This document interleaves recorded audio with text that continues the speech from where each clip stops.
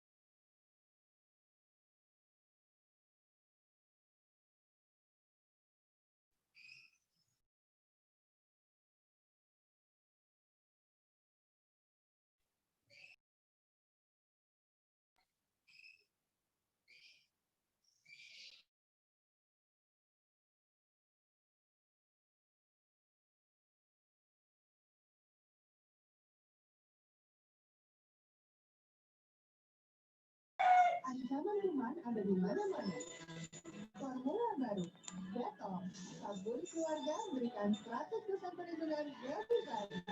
Terus semangat berbuat baik ya, Cek.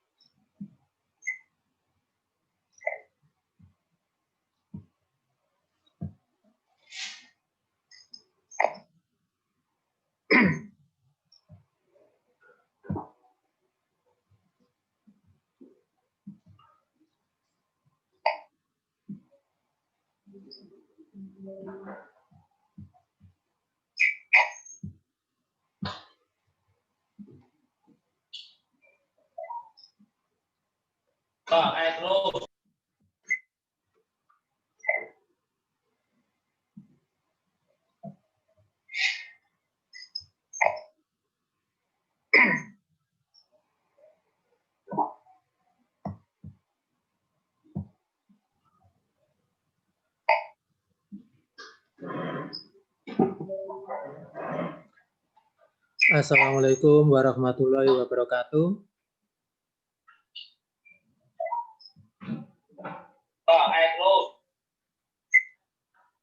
Tolong yang sudah masuk di Zoom meeting untuk mengisi daftar hadir di menu chat. Sekali lagi yang sudah masuk di menu di aplikasi Zoom meeting ini, silakan Anda presensi dulu atau mengisi daftar hadir. Warahmatullahi wabarakatuh.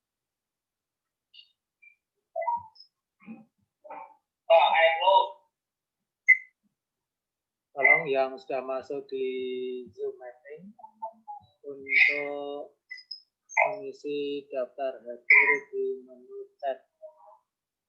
Sekali lagi yang sudah masuk di menu di aplikasi Zoom meeting ini, silakan Anda presensi dulu atau Assalamualaikum warahmatullahi wabarakatuh.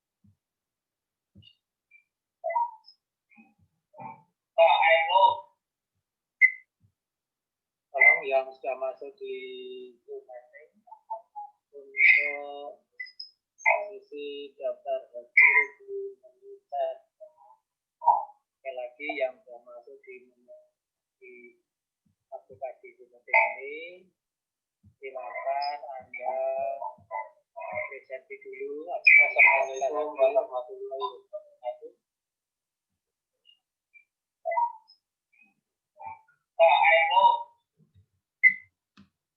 Tolong yang sudah masuk di Zoom meeting untuk mengisi daftar hadir di menu chat. Sekali lagi yang sudah masuk di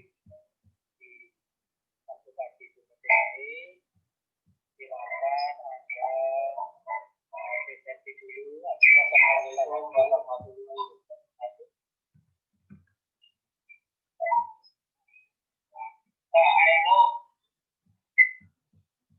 Tolong yang sudah masuk di Zoom meeting untuk mengisi daftar hadir di menu chat. Sekali lagi yang sudah masuk di aplikasi Zoom meeting ini,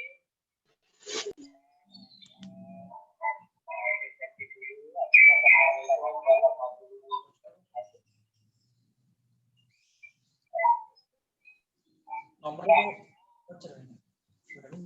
Voucher tidak perlu.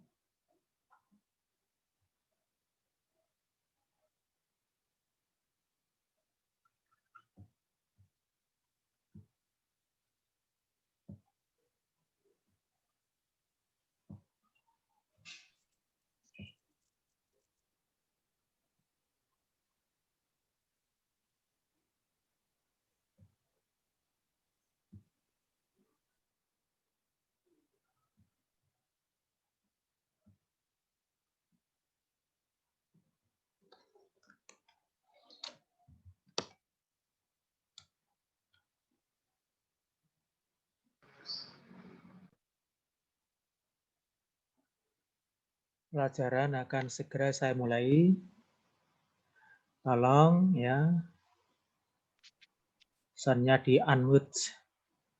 Di semua saja, di-unmute. Kemudian untuk video tetap on ya. Biar saya melihat wajah kalian, tolong videonya tetap on. Sampai sekarang ini semuanya videonya di-off-kan ya. Sekali lagi, biar saya melihat wajah kalian, tolong videonya di-on-kan. Kemudian sound-nya di-unmute.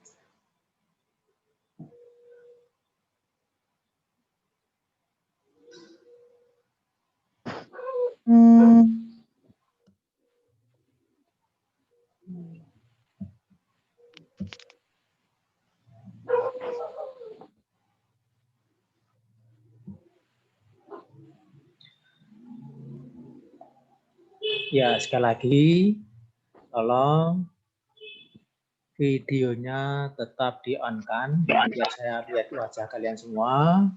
Kemudian sound-nya atau mood-nya itu di-unmute ya. Langsung saja saya mulai. Assalamualaikum warahmatullahi wabarakatuh. Anak-anakku yang saya sayangi dan saya banggakan, untuk memulai pelajaran pada kali ini, mari kita berdoa bersama-sama ya. Berdoa mulai.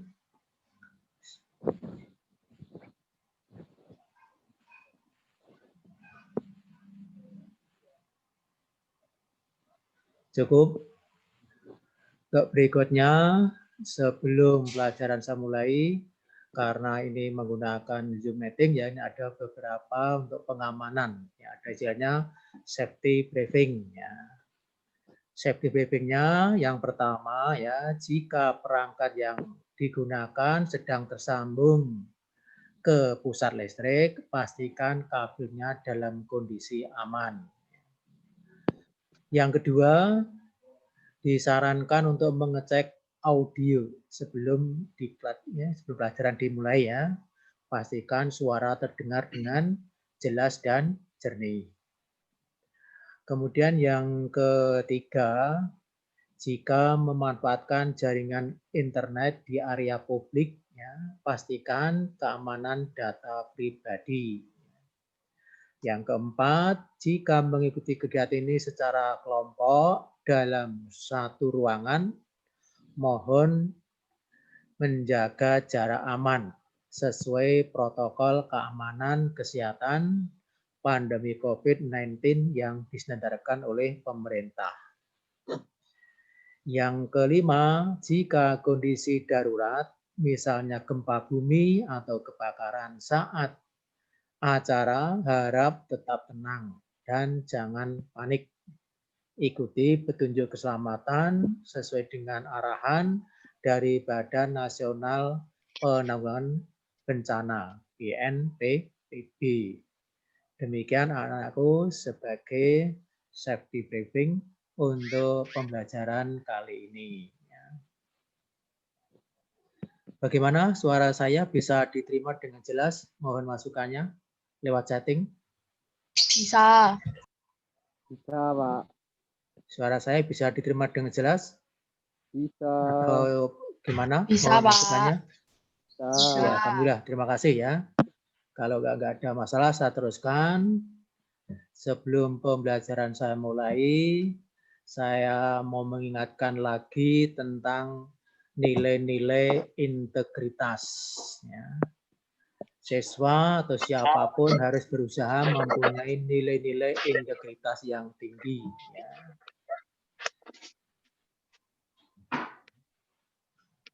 Nah, nilai-nilai integritas ini, ya, istilah lainnya adalah nilai-nilai anti korupsi. Sehingga kita semua, kalau kita mempunyai nilai-nilai integritas yang tinggi, nah, diharapkan Anda semua akan bebas, tidak akan melakukan tindak pidana anti korupsi.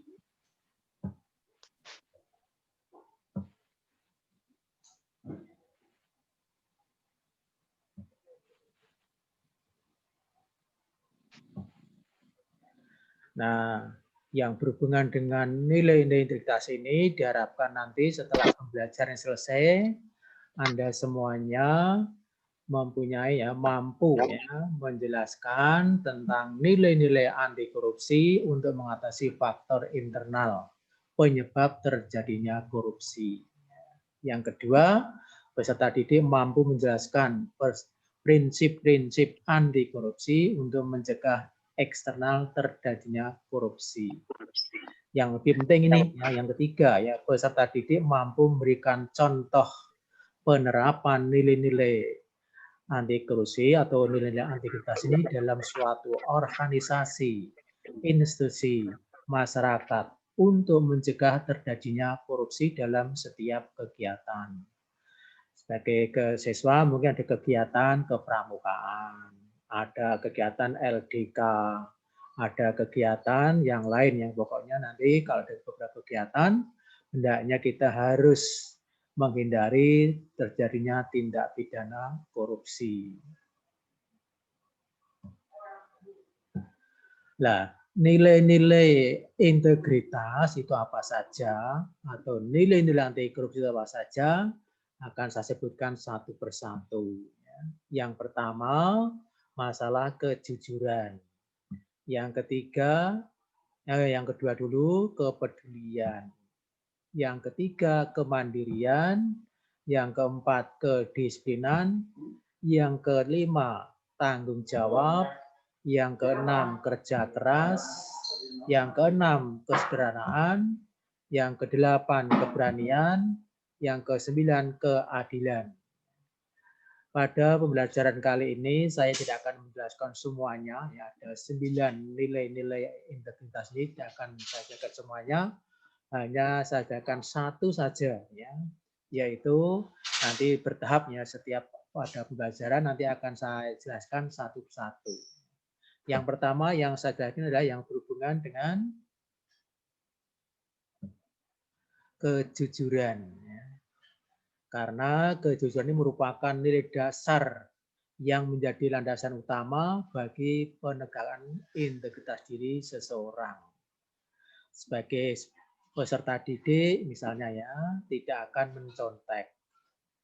Sebagai mahasiswa tidak akan melakukan plagiarisme. Dan tidak memasukkan nilai-nilai kejujuran juga dalam wujudnya. Sekali lagi, misalnya tidak menyontek, tidak melakukan plagiarisme, tidak masukkan nilai-nilai kejujuran, juga dapat mewujudkan dalam kegiatan kesiswaan yang lain. Gitu, ini yang saya singgung, yang berhubungan dengan nilai-nilai yang pertama, yang tentang kejujuran yang saya sampaikan pada kali ini. Lawan daripada kejujuran adalah kecurangan. Sebagai peserta didik, hanya kita menerapkan dalam kehidupan tidak akan curang, tidak akan menipu. Kalau Anda sudah melakukan kejujuran, insya Allah hidup Anda akan manjur. Dan kalau suatu negara penduduknya semuanya jujur-jujur, insya Allah negaranya akan makmur. Ini sebagai awal daripada pembelajaran pada kali ini, mengingatkan lagi tentang nilai-nilai integritas. Kemudian yang berikutnya untuk pembelajaran kimia pada bab yang pertama, ini adalah judulnya tentang larutan elektrolit.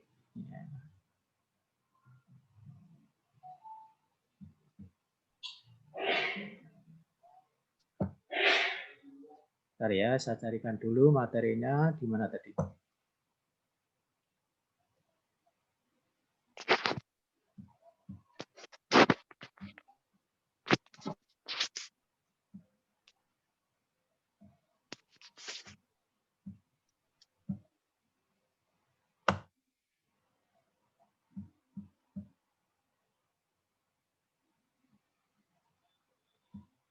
Ya, sebentar ya, saya carinya dulu.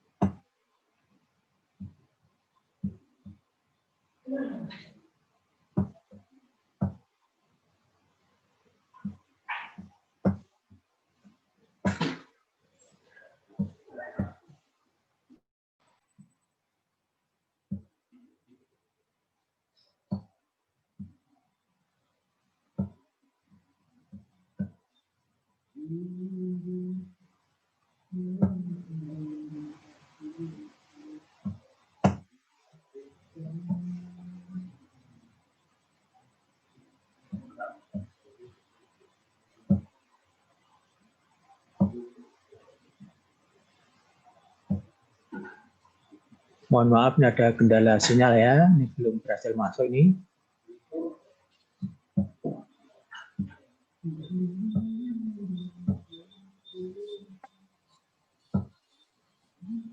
Ya, jadi pada pembelajaran bab pertama, kimia semester 2 adalah larutan elektrolit dan larutan non-elektrolit. Ya. Sebelumnya atau prakonsep, sebelum Anda belajar tentang larutan elektrolit dan non-elektrolit, ya, Anda harus tahu dulu tentang pengertian larutan. Apa larutan itu? Larutan adalah campuran homogen dari dua zat atau lebih zat, di mana masing-masing zat penyusunnya tidak dapat dibedakan lagi secara fisik. Ini pengertian daripada larutan. Dalam kehidupan sehari tentunya Anda sering melakukan atau melarutkan sesuatu zat. Misalnya Anda melarutkan garam ke dalam air, gula pasir ke dalam airnya. Setelah dia larut, penyusunnya sudah tidak kelihatan. Maksudnya, misalnya Anda melarutkan garam ke dalam air, itu nanti garamnya tidak tampak lagi, airnya juga tidak tampak lagi, sudah jadi satu. Kemudian yang berikutnya di dalam larutan juga ada istilah zat terlarut atau solut. Kemudian zat pelarut yang disebut dengan solvent. Nah, biasanya zat larutnya lebih sedikit bila dibandingkan dengan zat pelarut.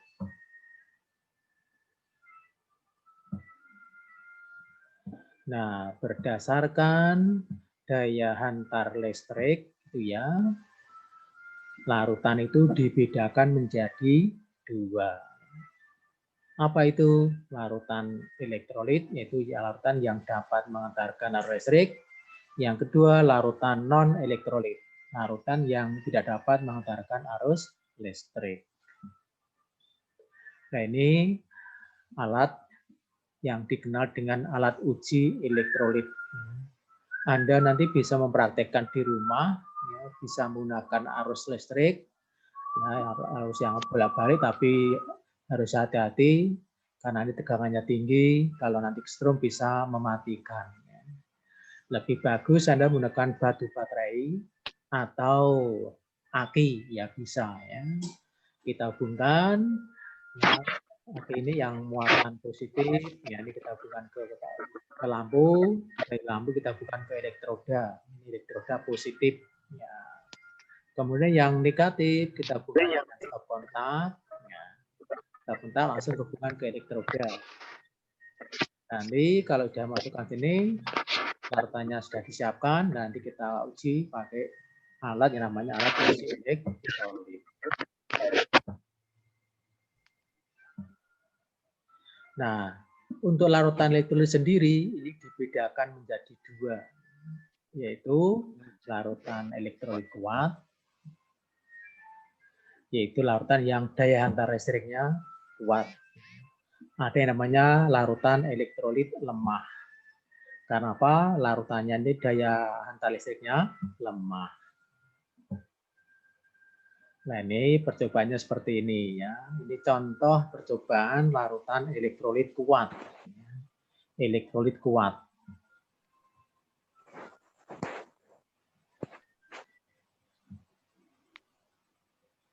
Nah, ini larutannya misalnya garam dapur gitu ya. Nah, ini alat ujinya kita masukkan elektrodanya. Nah, kemudian kita hubungkan ke arus yaitu aki. Terus stop kontaknya di-on-kan. Begitu di-on-kan, nanti lampunya akan menyala terang. Kemudian di dalam larutan, ya di elektroda positif maupun elektroda negatif, akan timbul gelembung-gelembung gas. Ini kalau larutannya elektrolit kuat. Lampunya nyala terang dan ada gelembung-gelembung gas yang cukup banyak. Terus berikutnya kalau larut gitu ya. Sebelumnya kita bahas dulu yang larutan elektrolit kuat. Adanya gelembung gas dan nyala lampu yang terang merupakan ciri-ciri larutan tersebut mempunyai daya hantar listrik yang kuat. Nah, larutan semacam ini disebut larutan elektrolit kuat. Loh, kenapa demikian? Mengapa demikian? Karena pada larutan elektrolit kuat seluruh molekulnya terurai menjadi ion-ion atau yang dikenal dengan terionisasi sempurna. Di dalam persamaan reaksi diberi tanda panah 1 yaitu ke arah ke kanan. Contohnya garam dapur. Garam dapur ini mempunyai rumus kimia NaCl. Dia akan transaksi menjadi Na+ dan Cl-. Dan ini semuanya kalau misalnya ada 100 molekul NaCl, nanti akan terurai menjadi 100 ion Na+ dan 100 Cl-. Maksudnya molekul setelah dilarut ke dalam air semuanya akan terionisasi semua. Terurai menjadi ion-ionnya semuanya. Nah, contoh daripada larutan elektrolit dalam kehidupan sehari-hari itu ada 3 macam. Ada yang berupa asam, ada yang berupa basa, ada yang berupa garam. Contoh daripada asam adalah HI, HCl, HBr. Kalau basa, NaOH, KOH, LiOH, dan sebagainya. Yang garam misalnya NaCl, garam dapur, KNO3, K2O4 ini contoh garam. Berikutnya larutan elektrolit lemah. Tolong diperhatikan di gambar ini ya, gambar untuk percobaan elektrolit lemah. Di sini ya lampunya ternyata padam. Jadi kalau yang elektrolit lemah itu lampunya ada dua macam, mungkin menyala tapi redup, mungkin yang kedua lampunya padam. Kalau contoh di sini adalah lampunya padam, tetapi ada gelembung-gelembung gasnya. Di sekali lagi, kalau larutan elektrolit lemah ada dua kemungkinan. Kemungkinan yang pertama, lampunya redup dan ada gelembung gas. Kemungkinan yang kedua, lampunya mati atau padam. Kemudian ada gelembung-gelembung gas. Ini kalau larutan elektrolit lemah. Nah, contoh yang termasuk larutan elektrolit lemah juga ada 3 macam. Ada yang berupa asam, contohnya asam cuka, asam sianida, asam formiat, dan sebagainya. Basa juga ada yang termasuk elektrolit lemah, misalnya amonium hidroksida, nikel hidroksida, dan sebagainya. Kalau garam misalnya AgGel, CaCr4. Ini contoh yang berupa larutan elektrolit lemah. Kemudian yang berikutnya larutan elektrolit. Setelah larutan elektrolit lemah tadi ya, kita jelaskan dulu yang larutan elektrolit lemah yang salah lagi. Kalau larutannya elektrolit lemah, ini akan muncul gelembung gasnya sedikit. Kemudian nyala lampunya redup atau mati. Berarti daya hantar listrik tersebut lemah. Disebut juga larutan elektrolit lemah. Nah, mengapa bisa demikian? Karena pada larutan elektrolit lemah, sebagian molekulnya terurai menjadi ion-ionnya. Jadi hanya sebagian terionisasi sebagian atau terionisasi tidak sempurna. Di dalam persamaan reaksinya ditulis tanda panahnya ada 2, tanda panah ke kanan dan ke kiri. Itu kalau contoh dalam penulisan persamaan reaksi untuk larutan elektrolit lemah. Oke, contoh ini CH3COH yang dikenal adalah asam cuka. Ini kalau terionisasi menjadi ion H+ dan CH3COO-. Nah, ini tanda panahnya adalah bolak-balik. Kemudian yang berikutnya, larutan non-elektrolit.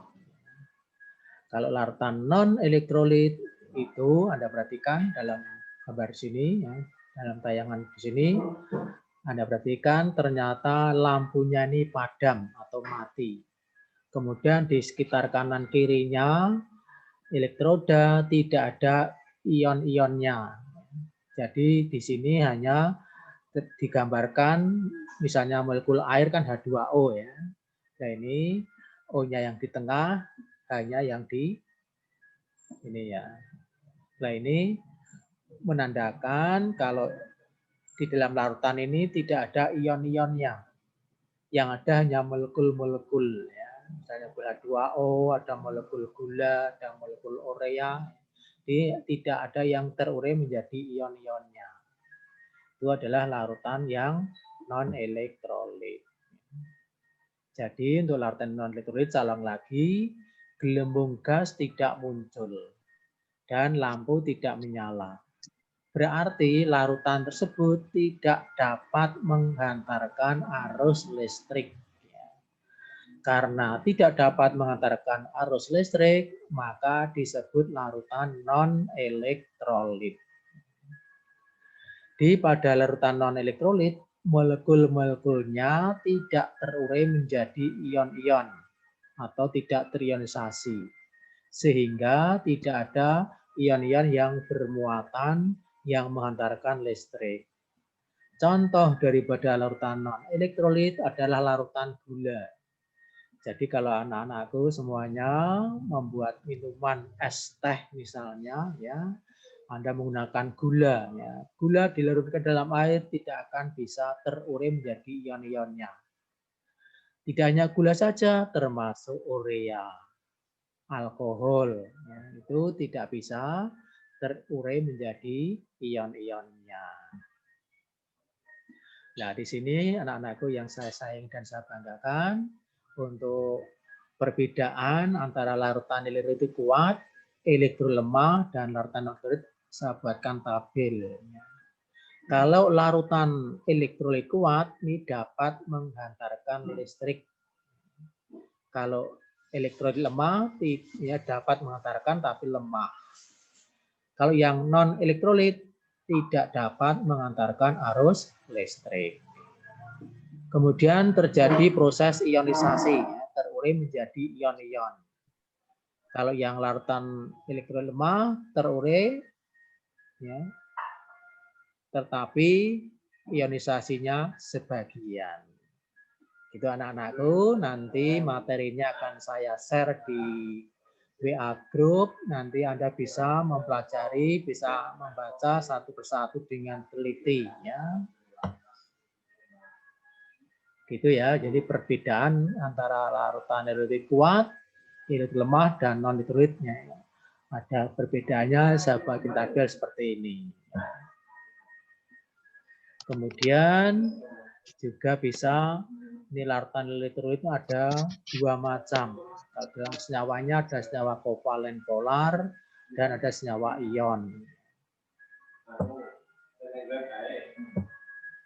Begitu anak-anakku yang saya sayangi dan saya banggakan, untuk pembelajaran pada kali ini menggunakan Zoom meeting, ya. Saya akhiri sekian dulu. Sebelum saya akhiri, barangkali ada yang mau bertanya, silahkan di mute-nya di mute-nya, unmute-nya dijadikan mute. Ya, silahkan yang mau bertanya, silahkan.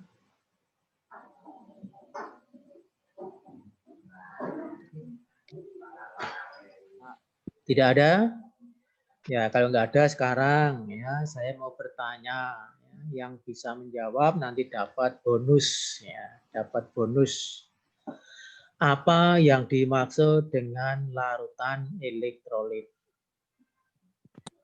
Yang dapat menghantarkan listrik. Silakan di mute, ya, soundnya di mute. Larutan Video on kan. Yang dapat menghantarkan yang listrik. bisa menjawab, Anda mendapatkan bonus. Larutan yang dapat menghantarkan listrik.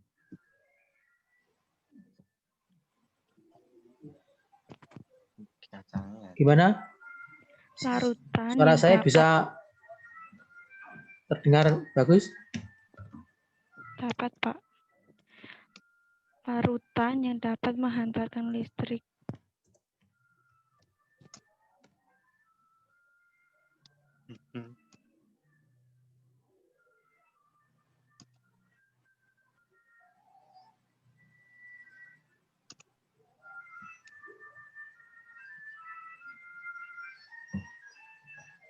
Ya, sekali lagi, kalau nggak ada pertanyaan, nanti materinya yang saya jelaskan ini tadi akan saya share ke WA Group.